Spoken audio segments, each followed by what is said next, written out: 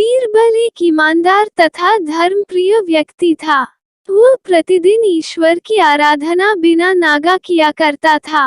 इससे उसे नैतिक व मानसिक बल प्राप्त होता था।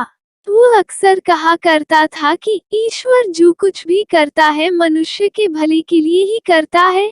कभी कभी हमें ऐसा लगता है कि ईश्वर हम पर कृपा दृष्टि नहीं रखता, लेकिन ऐसा होता नहीं। कभी कभी तो उसके वरदान को भी लोग शाप समझने की भूल कर बैठते हैं। वो हमको थोड़ी पीड़ा इसलिए देता है ताकि बड़ी पीड़ा से बच सकें। एक दरबारी को बीरबल की ऐसी बातें पसंद न आती थी।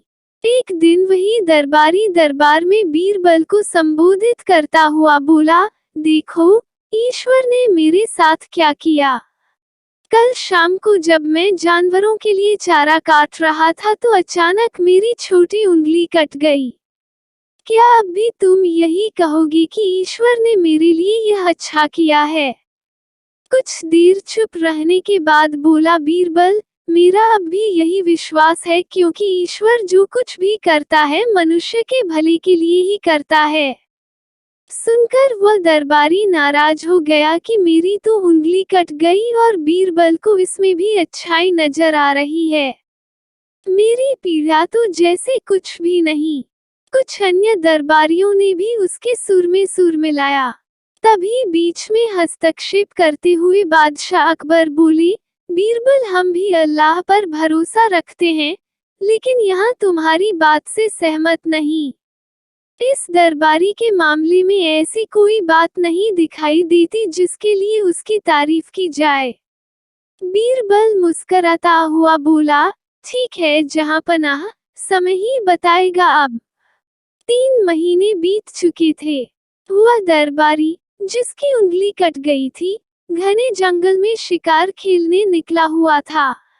एक हिरन का पीछा करते वह भटककर आदिवासियों के हाथों में जा पड़ा। वे आदिवासी अपने देवता को प्रसन्न करने के लिए मानव बलि में विश्वास रखते थे। अतः वे उस दरबारी को पकड़कर मंदिर में ले गए, बलि चढ़ाने के लिए। लेकिन जब पुजारी ने उसके शरीर का निरीक्षण किया तो हाथ की एक उंगली कम पाई। नहीं, इस आदमी की बलि नहीं दी जा सकती। मंदिर का पुजारी बोला, यदि 9 उंगलियों वाले इस आदमी को बलि चढ़ा दिया गया तो हमारे देवता बजाय प्रसन्न होने के क्रोधित हो जाएंगे। अधूरी बलि उन्हें पसंद नहीं। हमें महामारियों, बाढ़ या सूखे का प्रकोप झेलना पड़ सकता है, इसलिए इसे छोड़ देना ही ठीक होगा। और उस दरबारी को मुक्त कर दिया गया।